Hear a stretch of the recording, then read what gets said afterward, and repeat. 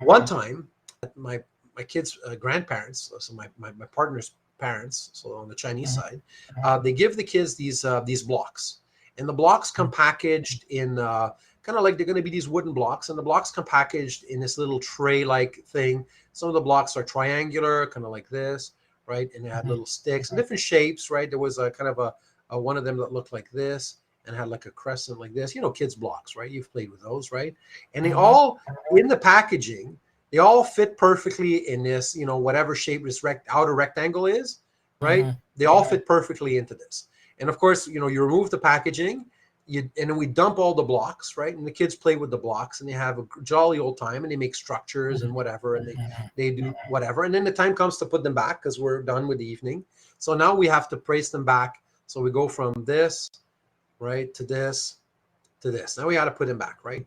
But no one had taken a picture or remembered exactly how they were laid out, right? All we knew it was a snug fit. We have a finite amount here, like all the pieces are accounted for. The kids didn't lose anything. They're playing on the wood floor. And now we got to put them back. And they everything fits in except one piece. Like there's this one piece that doesn't fit in. Like everything fits in, but it looks like there's no space for that piece. Like once it's all in, like you can't, it seems like now we've got like a paradox on our hands, because if you look at what's inside, once we've put it back at time t, it's like this is, they say 1, right? 2, or reordering, and then 3. By 3, every square inch is taken up in the surface, yet there's one more piece. And we have access to solution sheets because we all remember this fit. So all of the adults all take turns trying to solve this. Where would it be? So they have to reassemble all the pieces, make different configurations, right? Must be this way, must be that way. None succeed. And they're at this, and it gets infuriating. They redouble their efforts every time they fail. And they spend about an hour and a half of this. And they're like, this is impossible. Like, this is a paradox. Like, it's not like the world is shifting before our eyes. This has to fit. How does this fit? And I'm there kind of nonchalantly, right?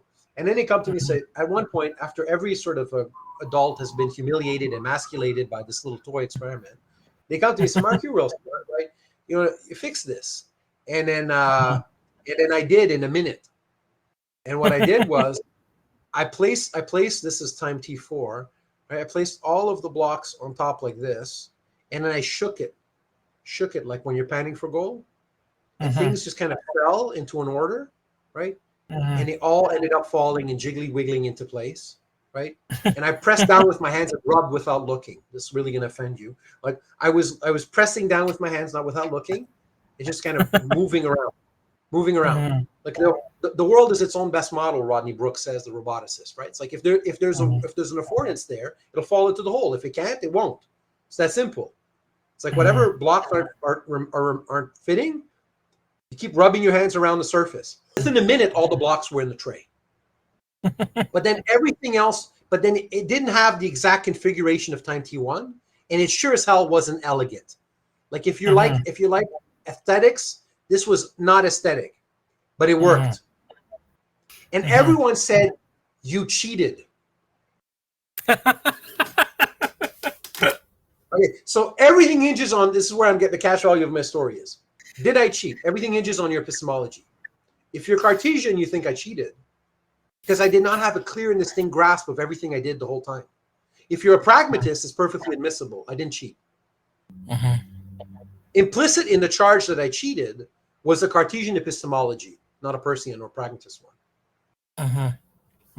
And everyone had a mixture of awe for having had it fixed so quickly, and at the same time, profound dissatisfaction because the way to the solution was inelegant.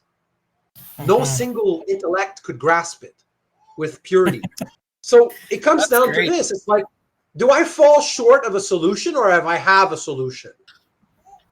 And it depends. This is an ink blot test. This is a paper strip you piss on. And if I look at the color, I'll say if you're a pragmatist or not.